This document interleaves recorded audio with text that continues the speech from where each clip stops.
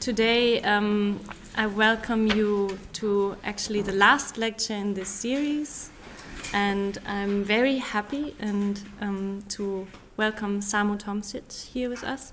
I will just do a really brief introduction of 1 minute maximum, and then leave the rest of the evening to Samo. Samo studied philosophy at the University of Ljubljana and received his PhD from the university's Institute of Philosophy for a thesis entitled What is Anti-Philosophy?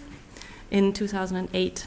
He is currently guest professor at the Academy of the Arts in Nürnberg, and he's also a member of the research project Symbolic Material at the Exzellenzcluster Matters of Activity at Humboldt University in Berlin. Samo's first major book about the capitalist unconscious, Marx and Lacan, was published by Verso Books in 2015 and has made quite some waves in the philosophic community for his convincing attempt to repoliticize psychoanalytic theory by a reading of Lacan with and through Marx. It was recently followed up by an equally celebrated book titled The Labor of Enjoyment Towards a Critique of Libidinal Economy, which was published by Berlin-based August Verlag in 2018. In it, he develops a theory of enjoyment that links Marx's concept of surplus value with a Freudian analysis of the human drives. This theoretical endeavor may help to make sense of societal phenomena like the self-destructive force of compulsive economic growth, which has often been a subject of the talks here in this series already, and which can be identified as one of the causes of the planetary crisis that we currently observe. But it may also help to ask what kind of work, or in fact, working through, could be employed when facing such crises. We are very honored and happy that we could convince Samo to come to Weimar, and I think we could not wish for a more appropriate ending of a lecture series dedicated to the coming catastrophe than with a lecture under the title of The Culture of Death Drive, Capital at the End of the World. So, welcome, Samo.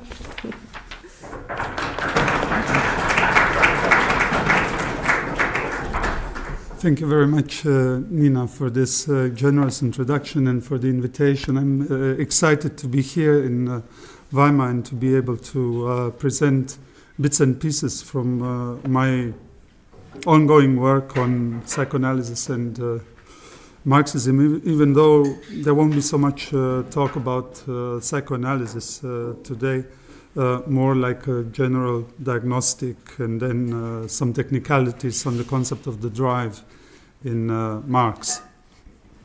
So, in our catastrophic times, we constantly hear the old saying by Frederick Jameson that it is easier to imagine the end of the world than the end of capitalism. With climate breakdown entering its catastrophic phase, Jameson's thought obtained an additional twist. While in the 1990s one could still pretend that the two distinct, even opposite ends were at stake, today it became impossible to imagine any other end of the world than in the guise of the climate breakdown induced by the crisis and war-driven capitalism. The end of the world no longer stays for a meteorite collision, nuclear war, or alien invasion, a contingent event from some obscure outdoors which would bring an end to civilization as we know it. Today it may no longer be difficult to imagine an exit from capitalism. The left is not lacking ideas or imagination, for that matter, in difference to what seemed to be the case in the immediate aftermath of the Cold War. At the kernel of contemporary political impotency, we find the fact that capitalism itself evolves into an actualized fiction of the end of the world. Capitalism seems to enter the natural real as some kind of naturalized anti-nature. The unfolding climate catastrophe stands for the realization of capitalism. Denaturalization of nature in the guise of destabilization and alteration of environmental laws and equilibriums would be a way to describe this. This development seems to invert the Cartesian ideal of the mastering of nature, an ideal that unites modern science and capitalist economy. Now the flip side of this narcissistic ideal comes forward, the destruction of nature. But the agency in this process is not man. It is more than clear that humans do not master the aggressiveness of the capitalist system. Of course, it would be wrong to completely erase the distinction between capitalism and the unfolding environmental catastrophe. But this conclusion does seem to follow from the well-known neoliberal attempt of naturalization of human greed, from the claim that capitalism is the socio-economic system that corresponds best to the presumable natural human inclination to egoism. In this respect, seeing in capitalism the ultimate natural catastrophe repeats the error of what Marx called vulgar economics, but in reverse. Marx's famous lines from the German ideology, which deserve to be quoted for more than mere nostalgic reasons, sound like they have been written for someone like, say, Francis Fukuyama, as well as for today's advocates of capitalism in catastrophic times. So here's a quote from Marx. When economists say that present-day relations, the relations of bourgeois production, are natural, they imply that these are the relations in which wealth is created and productive forces developed in conformity with the laws of nature. These relations, therefore, are themselves natural laws independent of the influence of time. They are eternal laws which must always govern society. Thus, there has been history, but there is no longer any. There has been history since there were institutions of feudalism, and in these institutions of feudalism we find quite different relations of production from those of bourgeois society, which the economists try to pass off as natural and as such eternal. End of quote. What Marx claimed for vulgar economics equally holds for today's representatives of vulgar politics, the populists, who are not simply ignorant, but moreover actively indifferent to the fact that climate collapse is a gradual product of capitalism, the logical consequence of its organization of production around overproduction. And I'll return to this problematic endlessness and eternity that is addressed in Marx's quote at a later point. Jameson's thought of two ends reflects the time that Fukuyama characterized as the epoch of the end of history, the end of historical time, the end of the conflict between capitalism and communism, the end of class struggle as the driving force of history, etc. In the 90s, everyone seemed to have subscribed, at least for a brief moment, to Fukuyama's dream. If not to the ideology of the end of ideologies, then at least to the conviction that the outside of the capitalist mode of production became indistinguishable from fantasy. At the end of history, there was the triumph of the supposed human nature over imposed and constraining counter-natural political ideas. The 20th century ended with political impotency, which reflected in the fact that the end of the world became part of the prevalent capitalist imaginary. In cultural industry, production of fantasies of the end functioned like a veil which barely camouflaged the impotency in which everybody found themselves in face of the virtually endless reproduction and organized resistance of the capitalist system. The hyperproduction of fictions was compensating for the breakdown of emancipatory thought, which it did poorly. In the meantime, Fukuyama's dream brought about the fusion of the end of the world and the end of capitalism, thus amounting to the last grand narrative. As already said, Fukuyama's dream underwent a significant shift in the 21st century. Today we are facing the realization of capitalism in nature in the guise of accumulation of its destabilizing and disrupting environmental consequences, making it impossible to ignore that the collapse of the climate system is no longer an event in a more or less distant future, but a process unfolding in the present. In short, catastrophe is gradual rather than occurrential, and the fact that we still think of catastrophe in occurrential terms is an important part of the legacy of postmodern proliferation of the end-of-the-world scenarios. If under today's circumstances the end of the world remains inseparable from the end of capitalism, then this union reflects the full scale of the organized resistance of capitalism against any structural change, and, to repeat, stands for the ultimate negative attempt in naturalizing capitalism, making it a catastrophic component of human nature and indistinguishable from a natural catastrophe. To be sure, to speak about the catastrophic realization of capitalism is not the same as its naturalization. The capitalist naturalism ignores the fact that environmental catastrophe as such is a gradual surplus product, the flip side of growth-oriented economy and the self-valorization of capital. In Lacanian terms, the climate collapse is a response of the real to the economic fantasy of permanent growth.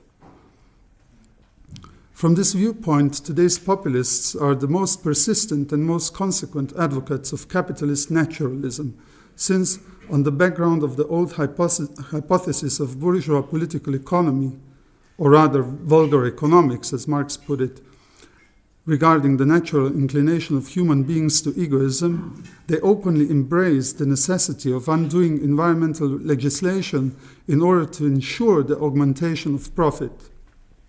Moreover, environmental politics are considered counter-natural, just as theories of gender, same-sex marriage, and ultimately women's rights. Populism thus stands for an openly aggressive attempt to return the natural man, and I'm deliberately gendering, tendency in which contemporary right strives to re-centralize politics.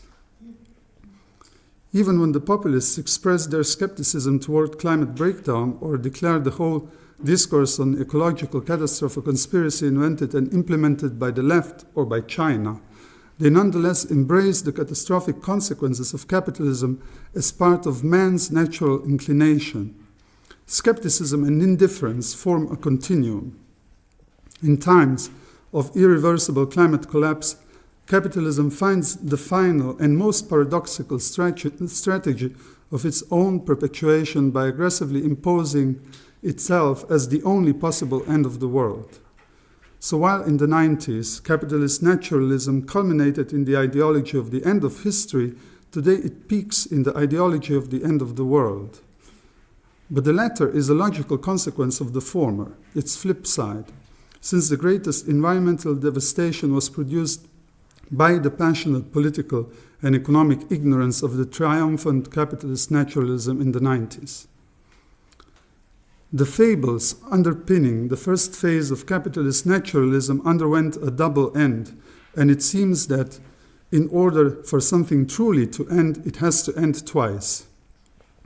The 9/11 attacks in New York may have disrupted the fantasy of the end of history, but in doing so they enforced the resistance of capitalism, among others by legitimizing its endless war on terror and by renewing racism as a political normality. Still, a crucial component of capitalist naturalism, the neoliberal economic doctrine, remained intact, and along with it, the total subordination of politics to the economic fantasy of permanent growth and the fetishist appearance of automatic subject, capital, understood as the only true subject of politics. The economic crisis of 2008 brought the repetition for which everyone had hoped that it would seal the fate of the second component of capitalist naturalism. While the first event ended the end of history, according to which the liberal democratic model of governance was the ultimate horizon of politics and the natural outcome of history, the second event ended the end of economy, according to which the neoliberal radicalization of economic liberalism stood for an organization of production, society, and subjectivity in accordance with the natural character of Homo economicus, the selfish economic agency who strives to pursue his private interest and who is ultimately a social hypocrite, feigning social attitude only in order to actualize his presumably natural selfishness. The advocates of neoliberal deregulation insisted that only the free play of private interests allows the emergence of a social cohesion, and the rationality of the market ultimately balances the disequilibrium of economic forces and weighs out the interests of the stronger in favor of the interests of the weaker. What ended in the aftermath of the 2008 economic crisis was the attempt of naturalizing the neoliberal economic fantasies, and in this sense one could indeed speak of the end of economy. The mystification of class struggle through the idea of competition between natural egoists became inoperative. The economic crisis hence stands for the ideological death of Homo economicus, behind which the actual human subjectivity again became visible. The damaged, alienated, exploited, and divided subject that thinkers such as Marx and Freud placed at the heart of history, be it individual case history, Krankengeschichte, history of illness, or social history of class struggles. This is the figure that the postmodern critique of the notion of the subject as such persistently foreclosed, with rare exceptions who can claim they have never been postmodern. This figure of the subject, together with the sciences that uncovered, theorized, and mobilized it in the framework of their political and clinical practice, was foreclosed for evident reasons, since it stood for a thorough rejection of the capitalist myth of strong subjectivity, the natural egoist. Psychoanalysis and critique of political economy, with their focus on the link between alienation and production of damaged subjectivity, showed that every attempt in naturalizing capitalism and its subject is doomed to fail. By criticizing the category of the subject, postmodern theory contributed to the hegemony of neoliberalism on the terrain of the conception of subjectivity and to the forceful implementation of its fantasies. At the core of this fantasy persisted what Marx described with the term automatic subject, the fetishist appearance according to which value grows out of itself without any external force, violence, contradiction, or exploitation involved. By mystifying the fact that production of alienated subjectivity is an inevitable component of the capitalist organization of production, the notion of automatic subject as such implies the end of labor. According to the fetishist appearance that is described by Marx, the laboring subject in both meanings of the word labor, producing value and giving birth to a subject, is capital itself, and the subject that it gives birth to is capital itself. So another economic grand narrative came to an end in 2008, that of homeostasis, equilibrium, and self-regulation of the world market. In this process, the appearance of the economic big other underwent a thorough transformation. With the downfall of the fable of the self-regulating and benevolent economic other, the figure of capricious, unstable, crisis-driven, and war-perpetuating other resurfaced. The cruel other, which demands human sacrifice, the other of austerity, and finally, the other of catastrophe, who no longer feigns to care for the life of its subjects and demands the continuation of the capitalist world system until its natural outcome in the destruction of nature and the end of the world, or at least the end of the life conditions as they are or as they were on this planet. The first figure of the market, so the homeostatic, self-regulating other, stands for the economic version of the philosophical God, the God hypothesis of economic liberalism that the late 20th century neoliberalism only radicalized through the link between deregulation and self-regulation. The unstable, greedy other, however, has always been the shadow of the homeostatic other, its more or less hidden, obscene side and doppelganger. However, in catastrophic times, the greedy other is all that remains. So I would make a jump here to the question of the drive. To repeat, the virtual endlessness of capitalism that also Marx addresses in the initial quote and in this thesis of regarding capital as automatic subject. So this virtual endlessness of capitalism today obtains its critical expression in the attempt of negative naturalization of capitalism as an unavoidable pre-programmed natural catastrophe. The capitalist system generates and imposes the objective appearance of the inseparability of the end of the world and the end of capitalism. Not only no other world is possible, but also no other end of this world is possible.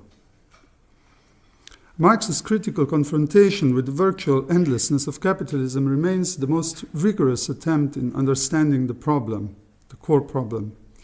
In order to pinpoint the issue, Marx introduces a notion which complicates the whole question of the end of capitalism, while also naming the force which stands for the resistance of the economic system as a whole, the drive, Trieb. The problematic of objective appearance and its compulsive character, which makes appearance objective in the first place, so compulsion, stands at the core of Marx's Capital as a problem. The volume begins with the most obvious and everyday appearance, according to which commodity is a useful object, a use value, which satisfies a presumably natural need. This naturalism is implied by the very term need. More generally, and in line with the appearance of satisfaction of needs that are considered natural, capitalism appears as a social mode of production which stands in the best possible correspondence with human nature and allows the satisfaction of human needs. As soon as Marx expands the framework and moves on to the register of exchange and valorization, so exchange value and value production, another compulsive appearance enters the picture, according to which value presents itself as an objective quality of commodities or objects of value, and correspondingly at a higher stage, at the financial stage, capital presents itself as an automatic, hence compulsive, subject. Together with the double character of commodity, use value and exchange value, we thus have a redoubling of appearances, or more precisely, a redoubling of the presumable nature that is actualized in and through capitalism. The appearance of capital as an automatic subject whose need is satisfied only and exclusively through the uninterrupted production of surplus value is as objective and compulsive as the appearance of capitalism as a social mode of production serving to satisfy human needs by means of uninterrupted production of commodities considered in their aspect of use values. So both is an objective appearance that is fake. However, the centrality of surplus value and the organization of production around the imperative of constant increase of profit, hence around surplus as the ultimate object of satisfaction of capital's presumably natural need, demonstrate that capitalism is much less useful than it appears. It pursues production for the sake of production, as Marx writes. Self-sufficient production which serves no other purpose than the augmentation of profit. Indeed, behind the appearance of usefulness there is the imperative of uselessness, and behind the appearance of the social there is the dimension of the asocial. Considered as production for the sake of production or overproduction, capitalism should actually be described as an asocial mode of production rather than a social one, a system which always and inevitably comprises the negation of the social or the subversion of the social through the asocial. It is in this framework that Marx finally introduces the concept of the drive, first as the seemingly transhistoric drive of enrichment, Bereicherungstrieb, and then as the specifically capitalist drive of self-valorization, Selbstverwertungstrieb, which is best exemplified through what Marx calls fictitious capital, or what nowadays is called financial capital. The drive of enrichment can be spotted already in the pre-capitalist mode of productions, for instance, in the figure of the miser as its personification, or at the heart of the problems that Aristotle addressed in his criticism of chrematistics, the science of the acquisition of wealth. The drive of self-valorization, in turn, is specific for the capitalist mode of production and personified in the figure of the capitalist itself, this social administrator of this asocial demand for surplus value. To repeat, in the framework of Marx's critique of political economy, the drive ends up naming the asocial aspect of the capitalist mode of production, the immanent subversion of the social through the asocial. But it should once again be underlined that the drive is not specifically capitalist. If we take Trieb as the fundamental concept of Marx's critique of political economy, then his volume Capital examines precisely the historical transformation of the drive of enrichment into the drive of self-valorization. There is another important remark by Marx which concerns the compulsive character of capitalism and which is only possible under the banner of the concept of the drive. Marx addresses this issue in the discussion of the creation of the world market as an immanent tendency of capital, adding that this process is driven by the fact that, quote, every limit appears as a barrier to be overcome. Jede Grenze erscheint als zu überwindende Schranke, unquote. Capitalism thus traverses its own limits, or more precisely, converts limits into barriers. If in this process something like creation of the world, globalization, is thinkable, this generated world is anything but a closed and ordered totality. It is neither the harmonious ancient cosmos nor the mechanistic early modern mundus. Lacan occasionally remarked that the world, monde in French, is immonde. The word immonde means disgusting, dirty, polluted, and repulsive, and also points towards negation, non-world. So the capitalist world, with its virtual boundlessness, is in fact a dissolution of the world. First and foremost, its dissolution through overproduction of objects and abjects that serve no purpose, surplus value in the first place, and from the psychoanalytic perspective, surplus enjoyment, whose remainders assume, for instance, the appearance of trash accumulating in the ocean and being flooded back to the shore in a peculiar kind of return of the repressed. Of course, Lacan's point here is not that we have lost some primordial unity with the world or that capitalism dissolved some natural homeostasis.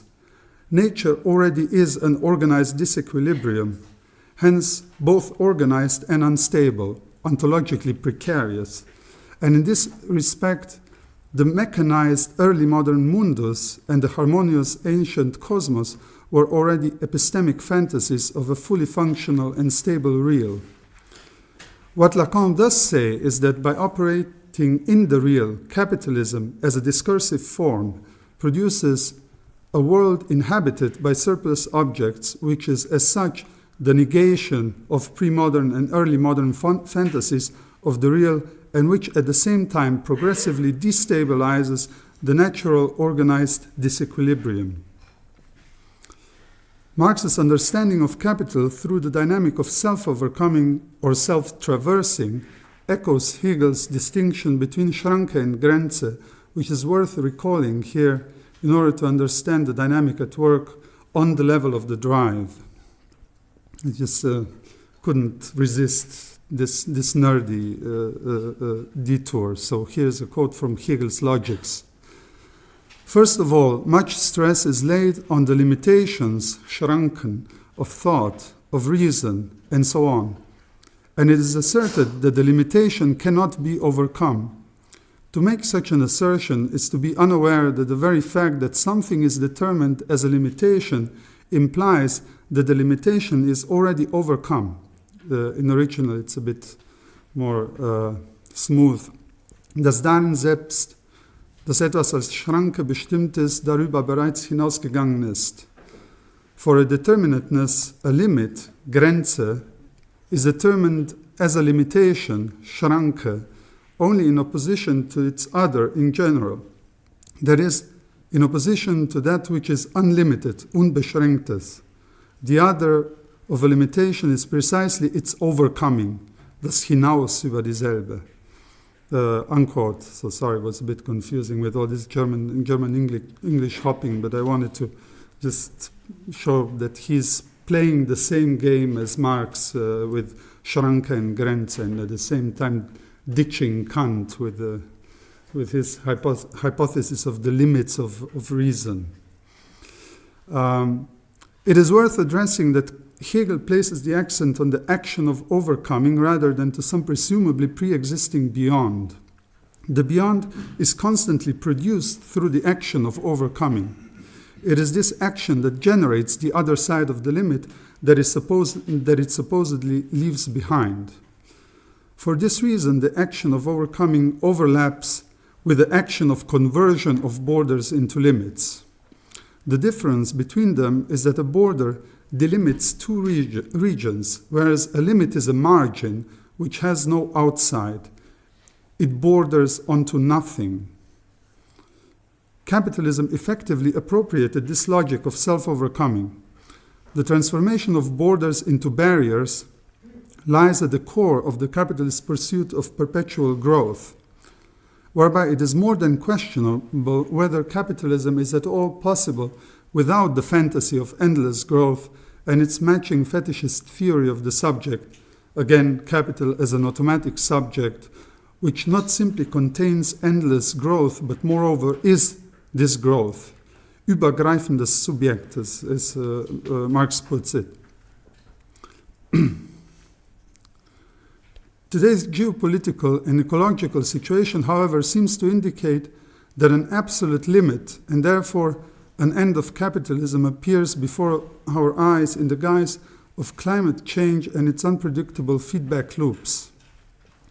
What nevertheless characterizes our end times is that capitalism paradoxically sustains itself by imposing its own end, its absolute limit, as the end of the world.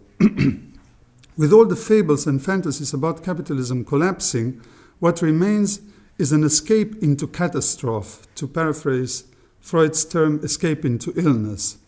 And just as in Freud's escape into illness is the ultimate expression of the analysant's resistance against the progress of the cure and against the analytic imperative of working through the repressed unconscious material, the capitalist escape into catastrophe is an expression of the radicalized resistance of the economic system against change, an attempt in embracing the catastrophic outcome of the capitalist mastering of nature in order to safeguard its perpetuation.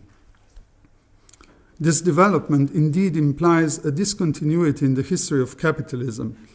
So if the 19th century was the epoch of industrial capitalism and the 20th century the epoch of financial capitalism, then our century is the epoch of this disaster capitalism in the open, where the climate breakdown itself becomes the ultimate source of profit. The paradox of catastrophe capitalism thus consists in the fact that capitalism can now only continue under the condition that it imposes its end as the end of the world, externalizing its own finitude as the finitude of life conditions, and thus making its own ending inseparable from the climate breakdown. Imposes, which means that the identity between both ends is compulsively sustained and secured with violence. So the more the environmental catastrophe unfolds its consequences, the more capitalism appears as natural.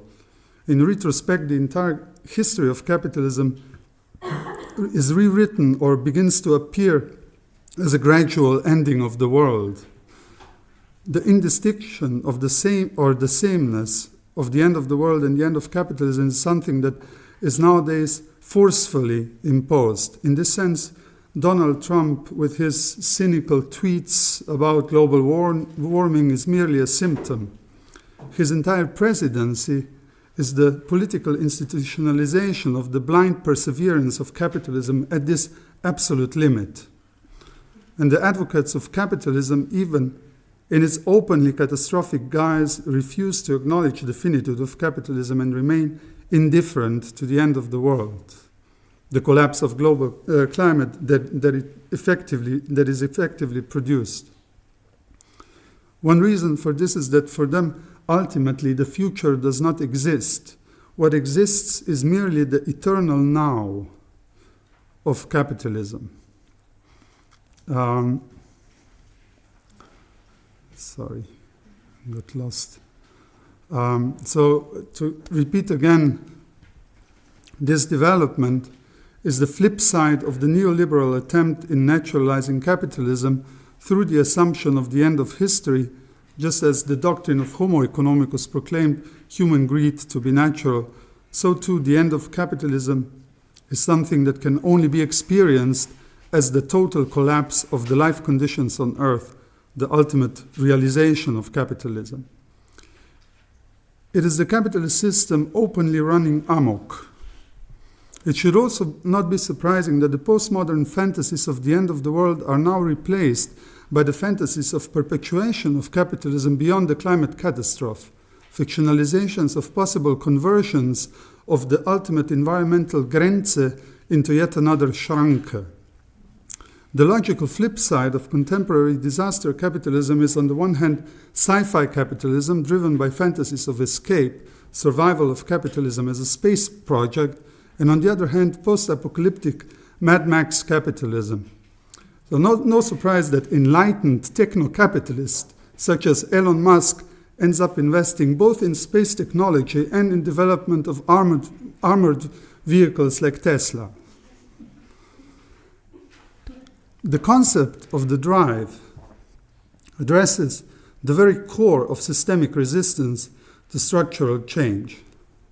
Of course, this concept is usually not associated with Marx, but already a superficial reading of Capital shows that he uses the term in a strikingly similar manner as Freud. The drive describes neither a physiological force, so a natural instinct, nor a psychological force, individual mania or obsession. Incidentally, Freud himself described the drive as a limit notion, Grenzbegriff, and one can add, as a notion of limit, since the drive is a force operating at the border of the corporeal and the mental, at the problematic connection of the physical and the symbolic. The drive is thus understood as a force that depends on the symbolic order, in the concrete case on the system of economic fictions, the register of exchange and value, but it manifests in a bodily and mental manner in the guise of compulsion or constraint, which determines thoughts and actions of individuals. In this respect, the drive pinpoints the parasitism of processes of symbolization on the physiological processes in the body, their colonization, direction, augmentation, etc. It is worth quoting a long excerpt from Capital in which Marx brings the problematic of the drive to the point. So here's a longer quote from Marx. The hoarding drive is in its nature without measure, maßlos. Qualitatively or formally considered, money is limitless, schrankenlos. That is, it is the universal representative of material wealth because it is directly convertible into any other commodity. But at the same time, every actual sum of money is limited in amount and therefore has only a limited efficacy as a means of purchase. This contradiction between the quantitative limitation, Schranke, and the qualitative limitlessness, Schrankenlosigkeit, of money keeps driving the hoarder back to his Sisyphean labor of accumulation. He is in the same situation as a world conqueror who with each new land conquers merely a new boundary, Grenze. In order that gold may be held as money and thus as an element of hoarding, it must be prevented from circulating or from dissolving as means of purchase into the means of enjoyment. The hoarder therefore sacrifices the lust of his flesh to the fetish of the gold. He takes the gospel of abstinence seriously. On the other hand, he cannot withdraw any more from circulation in the shape of money than he has thrown into it in the shape of commodities. The more he produces, the more he can sell. Work, thrift, and greed are therefore his three cardinal virtues, and to sell much and buy little is the sum of his political economy." Unquote. Here one can observe the paradigm shift from the miser to the capitalist in terms of Grenze and Schranke. For the miser, the border is shifting, but it is always in front of him. The treasure grows, but on the background of the link between accumulation and abstinence. The miser is trapped in what Alexandre Coiré called the closed world, the world of chrematistics, so again, pre-modern science of wealth. The drive of accumulation here still assumes the appearance of individual greed, a psychological force and character feature of the miser's personality, locked in the finitude of his miserable existence. There is, one could say, a mutual restriction at work here. The drive restricts the undisturbed satisfaction of the bodily needs, prohibits consumption by imposing its own endless demand of accumulation. Still, the ultimate border of the drive is the miser's body. So what we are dealing with in this case is also a certain parasitism of the finitude on the infinite, the persistence of the finite existence of the body in contrast to the virtually infinite demand of the drive of accumulation.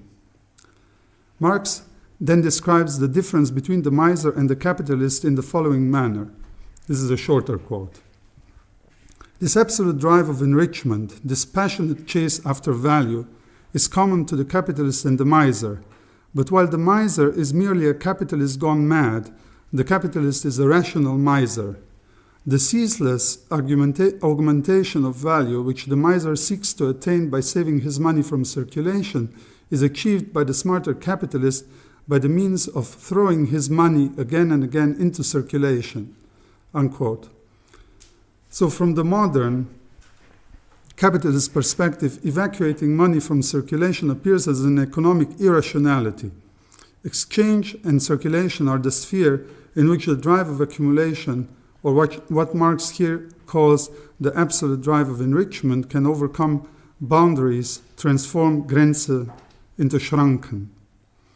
The capitalist succeeded where the miser has failed. He managed to externalize, so absolutize, the drive of enrichment, and thus to transform the first bodily limit of the drive into a mere barrier. This also explains why human existence has never been and never could become a restriction for capitalism, as we can observe on a daily basis. By transforming it into an economic abstraction, labor power, capitalism turned the human subject into an exploitable Schranke. The absolutization of the drive of enrichment, that is, its transformation into the capitalist drive of self-valorization, indicates a complete change of register. We are no longer in the finitude of the individual body or in the closed world of pre-modernity. We find ourselves in the infinite, or rather non-finite, disclosed universe of modern science and capitalist economy, where the drive became the force of the system as a whole, a force underpinning the dynamic of the system, a force of globalization. The difference between the infinite and the non-finite is crucial here since only the second term, so non-finitude, accounts for the process of traversing of borders, constant disclosure of ever-new uncharted territories, which can function as yet another source of wealth. In this non-finite, virtually limitless universe, value itself seems to become the subject of valorization process. And here's then the passage in which Marx introduces this description of capital as a übergreifendes Subjekt. So I would just quickly read it. In truth, however, value here becomes the subject of a process in which, while constantly changing the forms of money and of commodity, it changes its own magnitude, recoils as surplus value from itself as original value, valorizes itself. For the movement in which it adds surplus value is its own movement. Its valorization is therefore self-valorization. It has acquired the occult quality to posit value because it is value. It brings forth living offspring, or at least lays golden eggs. As the dominant subject, übergreifendes Subjekt, of such process in which it alternately assumes and loses the form of money and the form of commodity, but preserves and expands itself in this alteration, value requires, above all, an independent form by means of which its identity with itself may be asserted." Unquote. In the non-finite universe of modernity, production for the sake of production, this self-sufficient, autonomous, and useless production can finally be invented. Besides standing at the core of social inequalities, the obsession with perpetual growth blurs the difference between economic doctrines and economic fantasies.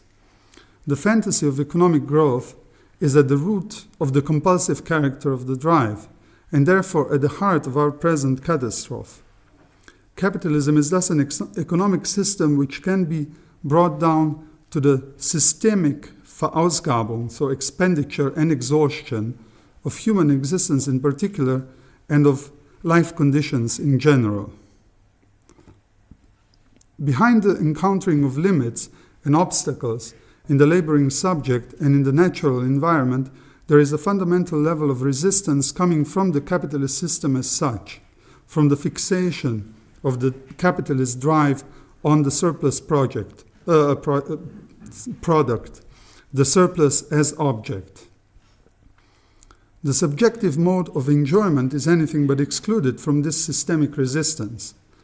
The homology that Lacan recognized between production of surplus value and production of surplus enjoyment implies that in both cases we are dealing with a crisis-driven libidinal economy. It is only on the level of radical consumption or exhaustion, Verausgabung, that the encounter of an unconvertible limit seems to announce itself, Grenze, which resists the conversion into Schranke and thus embeds the drive in a structural and actual antagonism. It is here that the question of political subjectivity is localized. In its attempt in sublating the contradiction, capitalism fabricates the subject in the guise of a fictional natural egoist who presumably stands in continuity with the drive of self-valorization and imposes this fiction onto the actually existing populations as the norm that we all have to live. In order to expose the contradiction, critique of political economy and psychoanalysis organize their theoretical and practical efforts around two distinct yet interrelated figures of consumed or exhausted, hence damaged subjectivity, the proletarian and the neurotic, to which of course other can be and also have been historically added.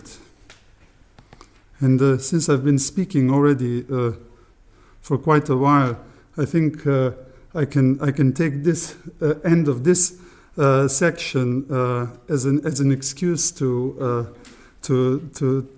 stop the compulsion to speak, but not without adding that the contemporary environmental movement, the Fridays for Future, etc., is actually bringing forth another. I would say even showing what political subjectivity is. It's basically a voice from the future.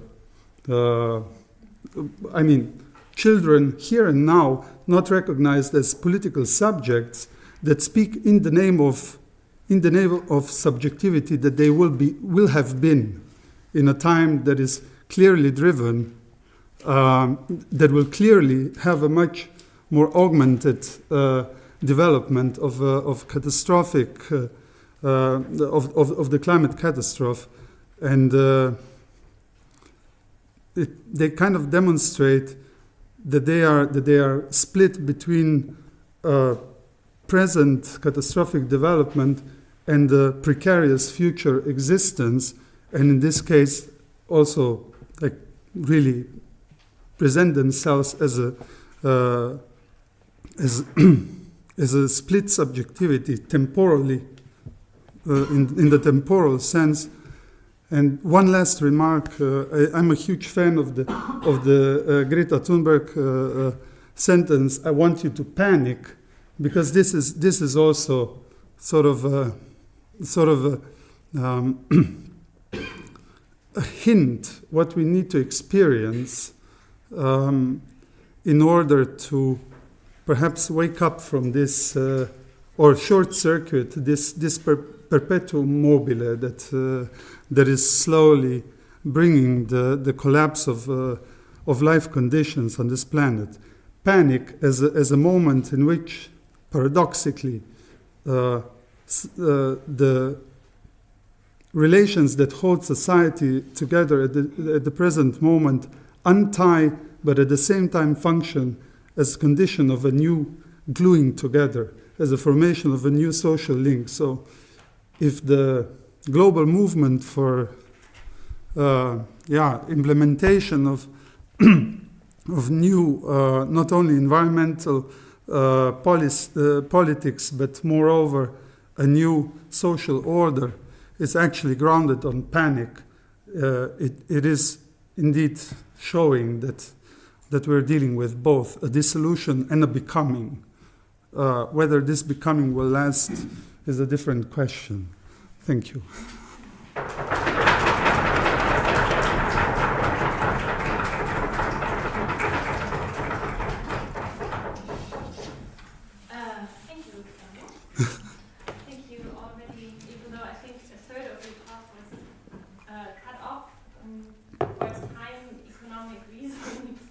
I have to follow economy. Yes, I think you already gave us a lot to think about and to discuss.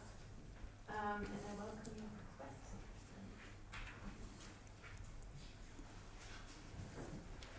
Yes, I have to pass around this little device. It's not a microphone. So Samo, if you could actually just briefly summarize each question in the front, because then we can also tape the discussion. All right. That would be really nice. Yeah. Go ahead. Hi, thank you very much for your talk. I hope I was able to wrap my head around it. And if not, if there are things that I missed, I apologize in advance. I would like to start with a funny thought that I had, and I was wondering what you would think of it. So all this talk of rendering boundaries into barriers as a manifestation of the drive, which is a hallmark of capitalism altogether. And then you also you mentioned briefly the embodying of this in daily practice. It's biopoliticization of the self.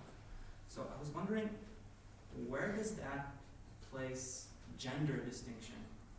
I mean, or gender politics? Because that's basically what gender distinction and gender studies is all about, I guess, looking at boundaries, rendering them into barriers, this whole concept of fluidity of the stuff. So it almost makes it sound as if gender studies are a capitalist ideology to some extent, ironically, and I'm sure there's a way around that, or maybe I just misunderstood some imperative of the argument. It's a far cry, I know, from what you talked about, but it really triggered me. I was really curious.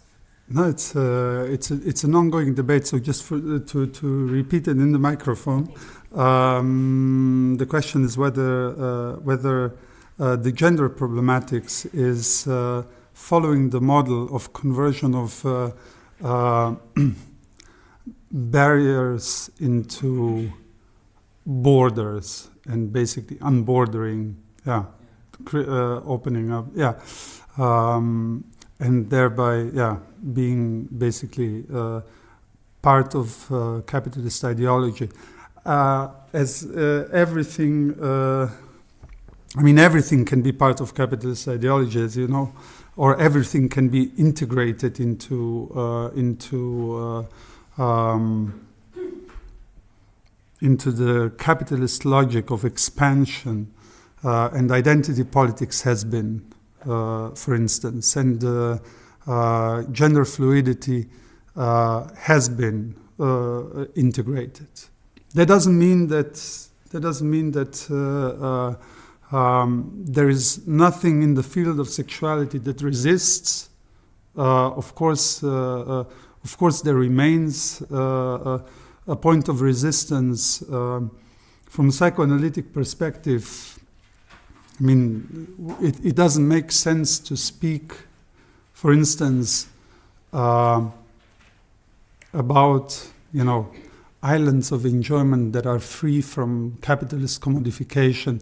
We are all completely immersed in the capitalist mode of enjoyment that, according to Lacan, for instance, is structured around surplus value, which is, again, like at the most banal level exemplified by compulsive consumerism. I would say that as far as the field of gender problematic is thought together in the knot of, in the knot together with class and race, the triangle. Sex, race, sex, class, race, or more precisely, because we are dealing with problematic notions in this triad, race. So the three fields: anti-colonialism, feminism, and gender studies, and psychoanalysis, I would say. And critique of political economy, only in the triangulation they can resist the integration into capitalist ideology.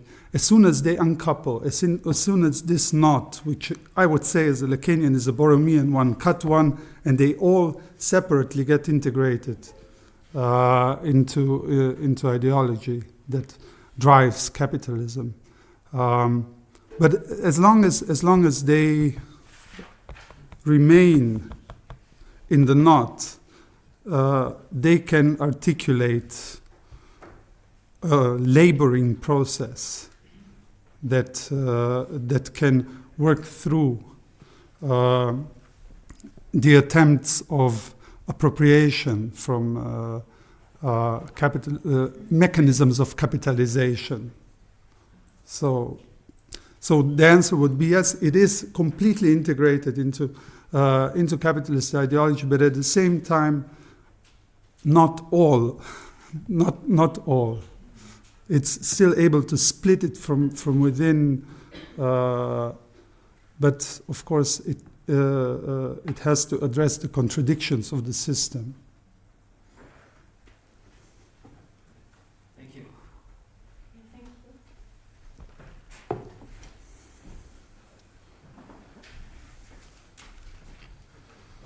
Yes.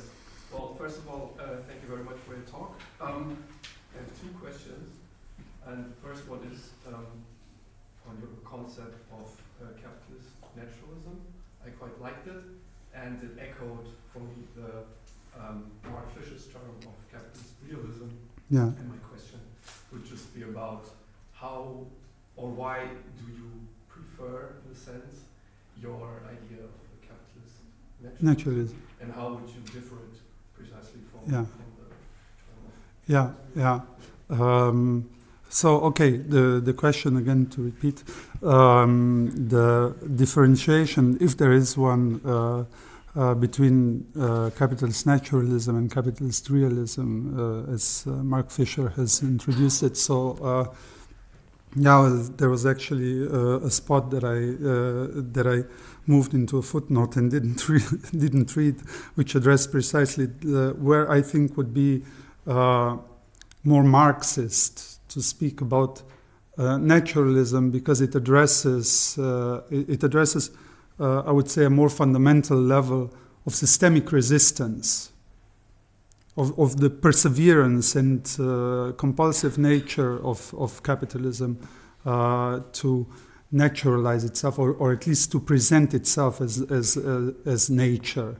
Mark Fisher's point was, as you know, very pessimistic with the realism. So no alternatives, no outdoors of capitalist system, etc. And I think it covers nicely the happy years of postmodernism, but I don't find it.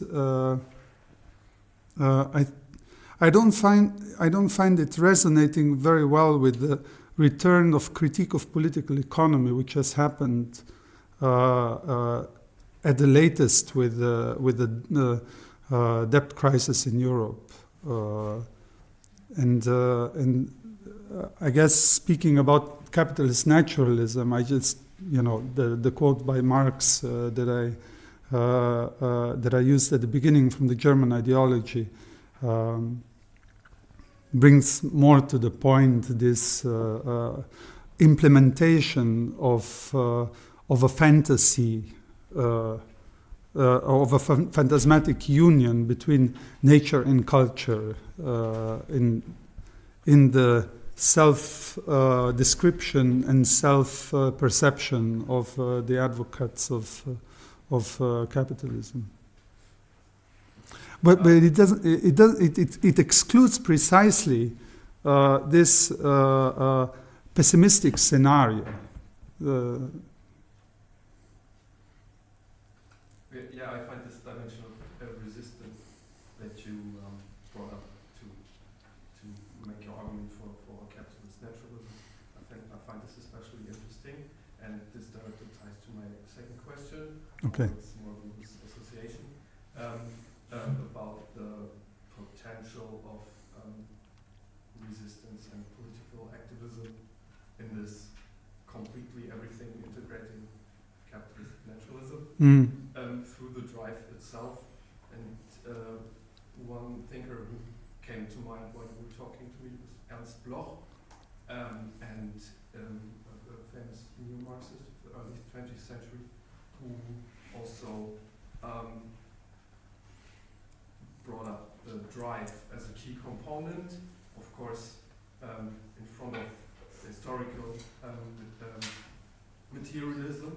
But I would be interested in what you think about this, or a potential reading as someone who states that the drive would be some sort of resisting key component of the human subject to be transgressive or übergriffig against capital and stop the Übergriffigkeit of capital itself. Okay. Question is whether the drive itself can. This is a good exercise to under. No, but it's a good exercise for me also to see if I got the question correctly. So what you're asking is whether the what is addressed under the notion of the drive can be understood also as something that is in excess, in delict, with the logic of capital as a point of resistance. Is that it? And that was Bloch's position. Well, ich schieb's ihm unter. Yeah. Okay. But I guess one could read it that way. He talks a lot about drive. Yeah. But that's the thing is that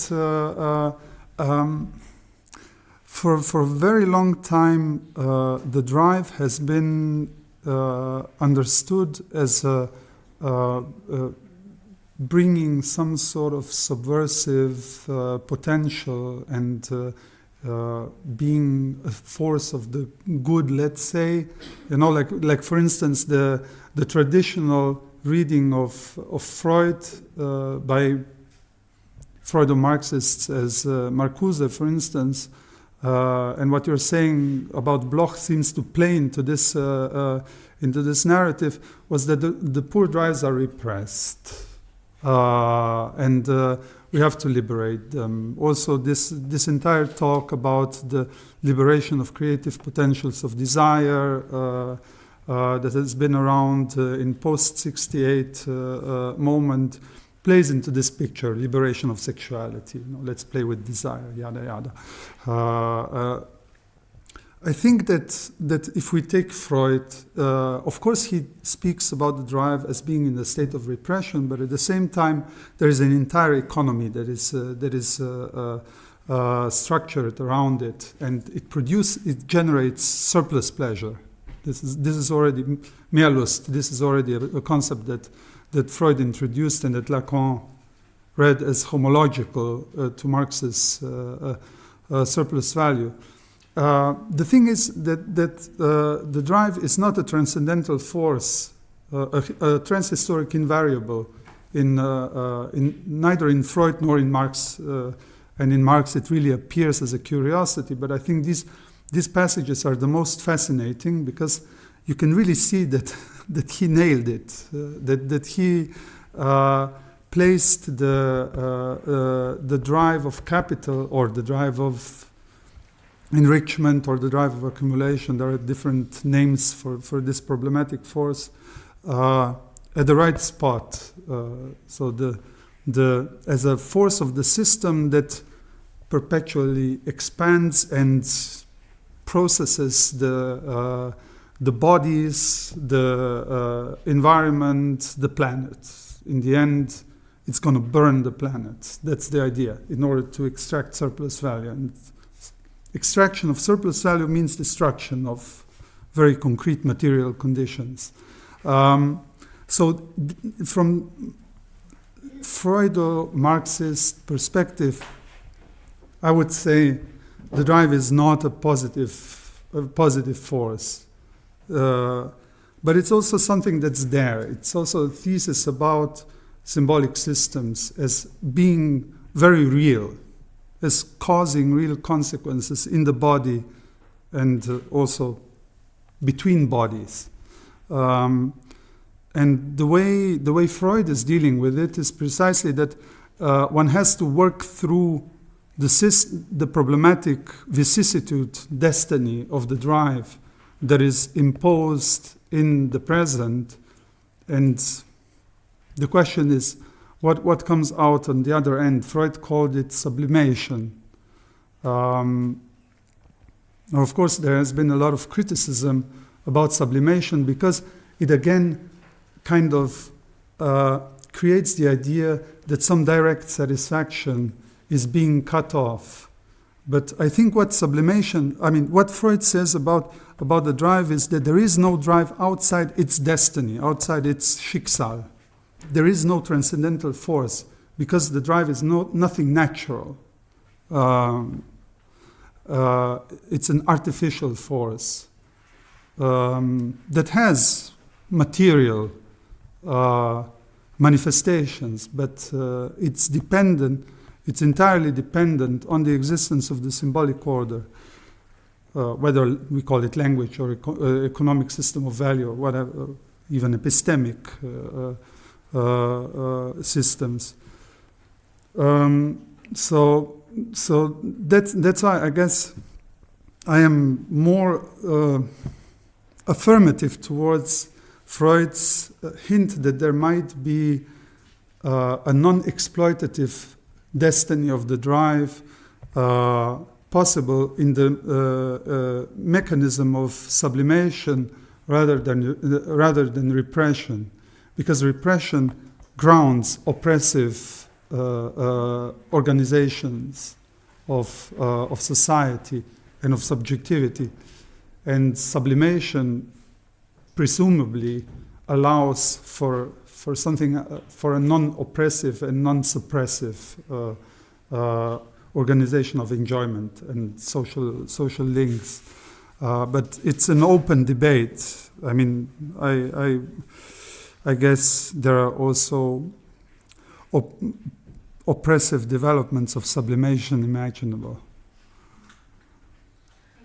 Yes, I think my question sort of builds on that point. I'm very excited to hear you speak of a non-exploitative possibility, because my concern and my question, based on what I've heard of your lecture so far, is that, one, the first question, would be, what would you say to the critique that, despite how fashionable it is right now to critique capitalism in all its forms, and I do ultimately agree with you, but what about the critique that capitalism has produced these sort of post-colonial conditions that allow very limited but previously excluded populations to purchase also very limited forms of freedom, particularly that from brutal and unending labor? Because my fear when anyone ever starts to talk about what's natural and what's pure is that there's a certain nostalgia in a call to panic and a call for nature, for a non-existent, pure environmental past that sort of suggests the return to imperialism, predetermined labor roles, and ultimately slavery. Yeah, absolutely. I completely agree with what you're saying. So yeah, the question is how to deal with these calls back to nature, and whether we are not returning to the naturalized gender and ethnic roles alongside. Well, the problem is that racism and sexism are constitutive components of capitalism. They are. So at best, what capitalism does is, and even that is not something that ever took place, that all genders and all ethnies would be equally, included in what Marx called the global proletariat, where we would be all equally exploited. So racism and sexism, as you have addressed them, are actually components of the capitalist naturalism, and we observe it getting back into fashion since the radicalization of crisis-driven developments throughout the 2000s and up to the present. I'm not a purist. I don't believe in nature. I do believe in objective reality, but I do not believe in nature as an organized equilibrium. That's why I was talking also about organized disequilibrium. Basically, the part that I left out is that was actually dealing with the notion of subjectivity that I would call communist. That is precisely built on what in German is very nicely called Entgrenzung, unbordered subjectivity, which basically does not, forms a certain subjective commons or asserts a certain subjective commons without abolishing differences. This is something that capitalism doesn't do. Capitalism can function perfectly well with identity politics precisely because it's finding the possibility to boost its naturalizations by creating presumably stable and preformed identities. Identities without difference, identities that do not include a moment of differentiation and splitting in itself. I guess, I do share entirely your concern that the calls back to nature very quickly also bring unintended renaturalization of forms of exploitation that have been denaturalized through very concrete emancipatory struggles, but they haven't been denaturalized because thanks to capitalism. They were denaturalized thanks to No, they were actually processes of unbordering of subjectivities. They were more than assertions of a closed, delimited, identical, stable subjectivity. They were actually forming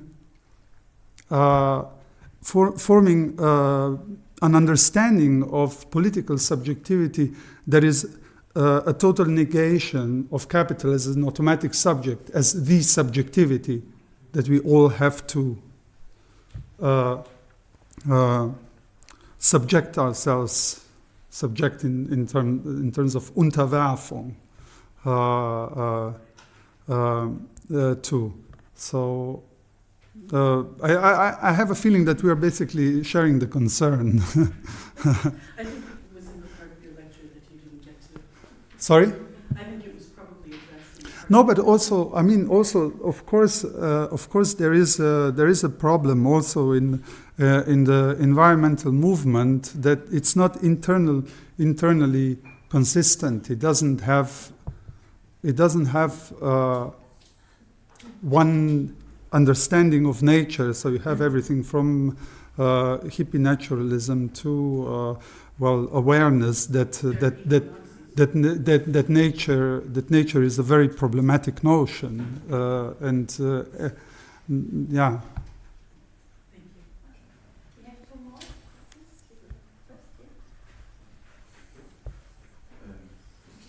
Hold it the other way around. I have a short question concerning the relationship between drive and our perception of time, because it seems to me that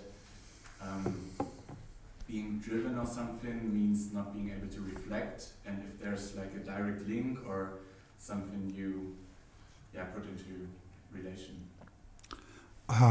Link between drive and time. Or our perception of time. Our perception of time.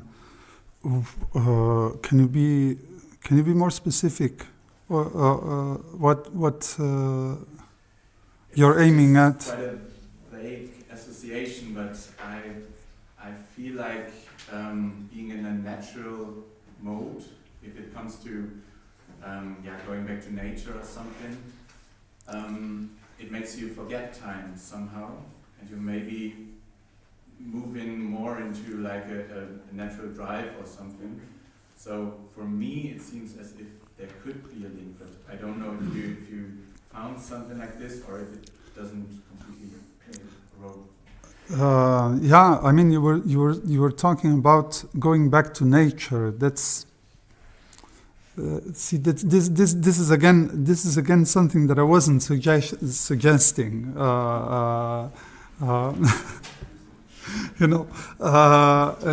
Because what nature are we supposed to return to? Nature is a problematic notion. I mean, it has a history of misconceptions. What nature is supposed to be. What we do have a problem with in the present is the demonstration of the destabilizing consequences of the capacity of anti-nature, of social organization of production, even of language, of fantasies, to interfere with the environmental laws or organizations of life conditions on this planet. We can call it nature if we want, as something that is clearly outside our cultural institutions. But I mean, this is another discussion. But since you were talking about temporalities, there is a double temporal. I mean, there is an interesting issue of temporality and of, let's say, an interesting structure of becoming or of alterations of environmental conditions and laws with for instance, perpetuation of CO2 emissions or augmentation of the CO2 emissions and so on, which has been only briefly mentioned, the feedback loops. Basically, what we are talking about here is that we are constantly moving in a process that leaves behind points of irreversibility. So we cannot talk about it's not a linear development and say, okay, reducing emissions back to whatever pre-industrial levels will renew the conditions as they used to be. They are gone. They will never be established again. The system is altered, and it will continue altering. And every development in the present has unpredictable anticipations, which will, have more unpredictable. Which will trigger more unpredictable developments. So it's non-linear development, and I mean the temporality of the unconscious would be another issue where one could talk about the relation between the drive and temporality. And here again, we wouldn't be dealing, of course, with linear developments, but with something that might be even homologous to feedback loops. Freud spoke about retroactivity, which is more about altering the past from the perspective of present developments. So it's more, rewriting of the past in order to open up possible developments for the future. But what is rewritten, what is changed is the past through the work on the trauma in the present. So rewriting of history. Whereas here it's more about rewriting the future. But in order to rewrite the future, you have to actually first create the conditions of possibility for it, which are not here at the moment. That's the point of the systemic resistance and the perpetuation of business as usual. That's what it says. No future. I mean, capitalism is anarchic. This is anarchy. This is the sentence that sums up capitalism. No future.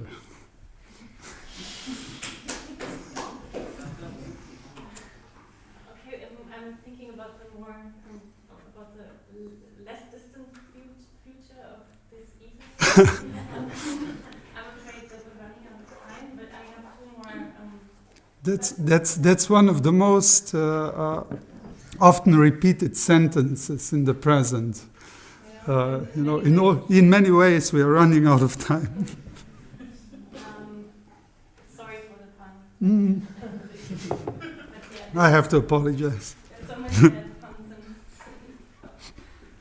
I wanted to ask if the climate crisis is not only that which interferes negatively with the capitalism promises, now that we have a wonderful future before us, but it's also a kind of Lacanian blind spot or Lacanian real of Marxism.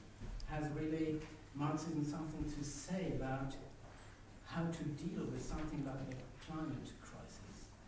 It seems to me that the climate crisis is something that escapes, that is a kind of excluded third in the debate between capitalism and Marxism. And also psychoanalysis is maybe not the addressee for something like that. Is that not a new kind of problematic that is just not planned in theory of society and history before? Okay, the question is whether psychoanalysis and capitalism are capable or pertinent addressees for thinking the climate crisis. I would say as every good theory, and I would say this is the verification of its materialist character.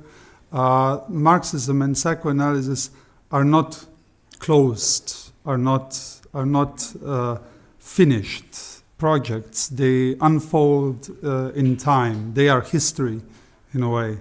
They can revitalize or renew themselves precisely through such emergences of the real, or at least this is their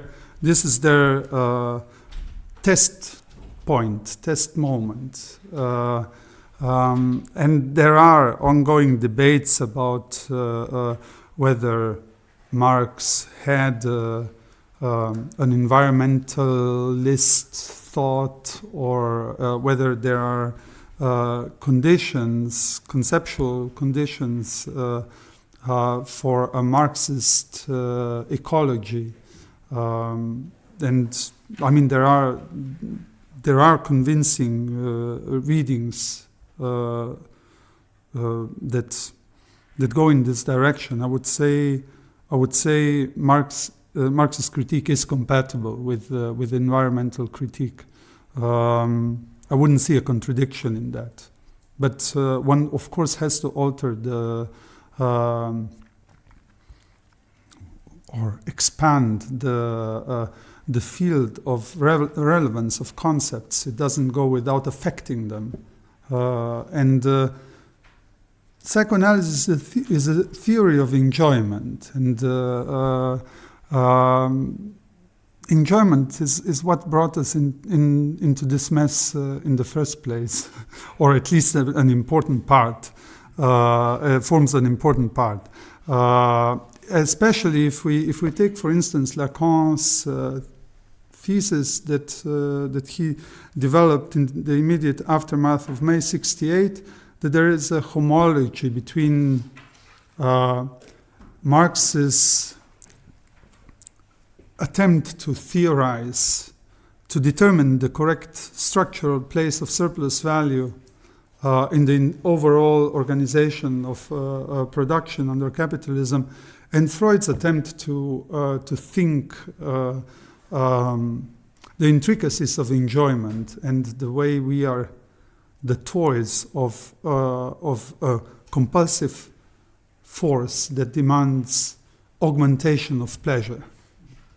And in this respect, well,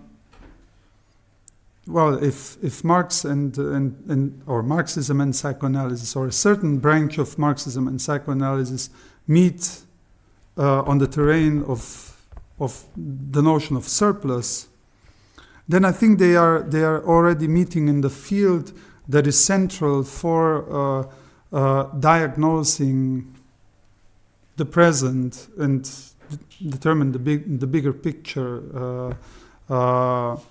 and the challenges that environmental thought has to face in the present, and that is the organized resistance of the entire capitalist system. That's why I'm so interested in Freud's notion of resistance, because it's not about resistance against the system or to the system, but the resistance of the system itself, which is both outside and inside. It is part of our mental apparatus, and it is part of reality.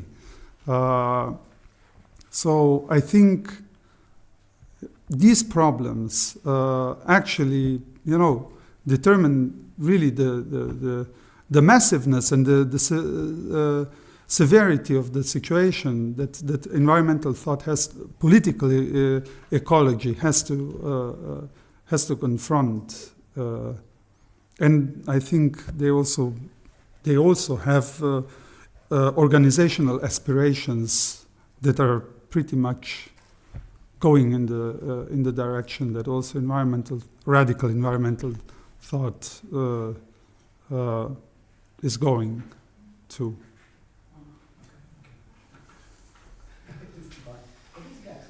It's for transcribing. There's a student who has a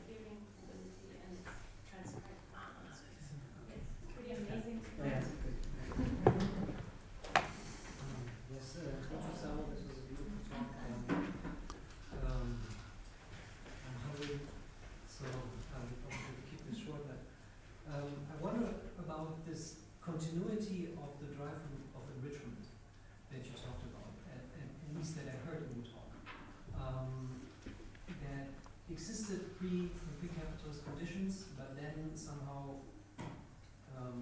became something else. Yeah. But still is the same. Or so I'm not sure what you were trying to say there, and what is this drive of enrichment? Where does it come from? If it is a pre-capitalistic condition. Secondly, in how far does the dynamic you describe need be human? Can this be thought without humans? And then thirdly, leads to the question, what's the role of the body in this? Can this dynamic be thought without bodies? And the fourth question is a different. Yeah, three are enough. Three are enough. I have to repeat them.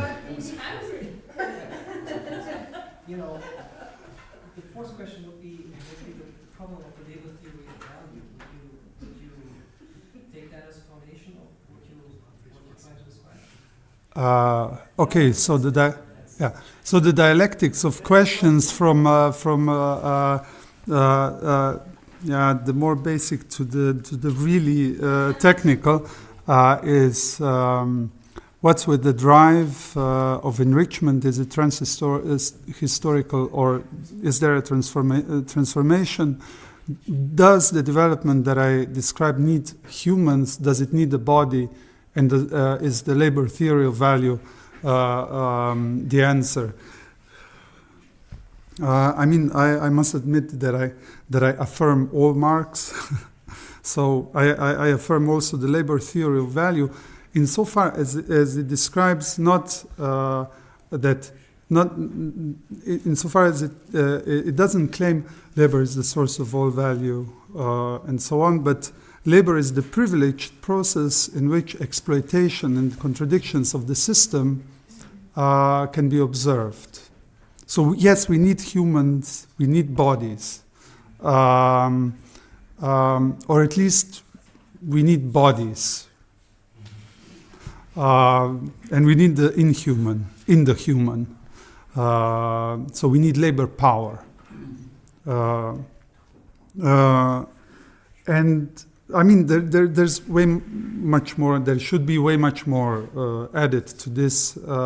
But the point is the centrality is not so much the human but the subject as a non-psychological, non-anthropocentric entity, and I think Lacan's notion of the subject, of the unconscious, is a figure of a engaged, it's definitely a result of a very engaged anti-humanism by Lacan. And by the entire structuralist movement. So, we would have to discuss about whether this is human-centered nevertheless, because it depends on language, or whether it kind of opens up an inhuman perspective within the human. But as far as the problematic of the drive is concerned, the quote from Marx about the miser and the capitalist and so on, the difference that I've read, was actually precisely addressing the metamorphosis of the drive of enrichment understood as an individual phenomenon of one individual body, the misers, or as a compulsive character feature of the miser, some kind of pathology, economic pathology, for which Marx basically claims that it became externalized as a system under capitalist conditions.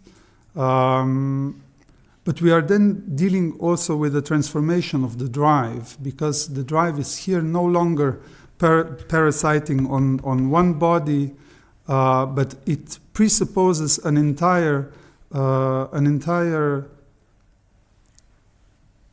economic system, an epistemic system, and also linguistic system in the end, that functions completely differently than the symbolic universe in which the drive of enrichment is an individual mania. This is what prevents Marx from concluding that the entire history is a gradual development of capitalism, because there is no continuity between the drive of enrichment and the drive of self-valorization. At the same time, they both characterize a specific functioning of symbolic abstractions in the body. So body is still necessary. And in both cases, of course, this functioning is excessive, and it brings about a Verausgabung, an exhaustion and expenditure of bodies. So I mean, it's always a corporeal phenomenon, not least, in the guise of catastrophic developments in the environment. It's also a form of Verausgabung of bodies, or of some sort of immaterial materiality of the environmental system. Thank you. Thank you. Thank you for a really great discussion, and thank Samo, of course, for the talk that ended Babbling. the series. I don't think ending in a satisfying way, but probably in a more energizing way to keep thinking.